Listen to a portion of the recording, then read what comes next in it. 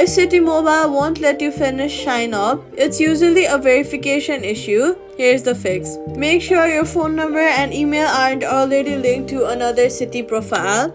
Disable any VPN proxy if you are using them, and try switching between Wi-Fi and mobile data, or use your mobile data. If you are not able to do that, then make sure you are connected to a stable Wi-Fi so the app operates smoothly.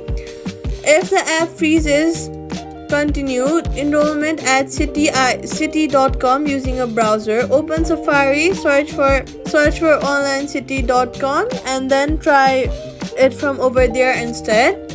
Then verify your email or phone number before retrying in the app, and that's it.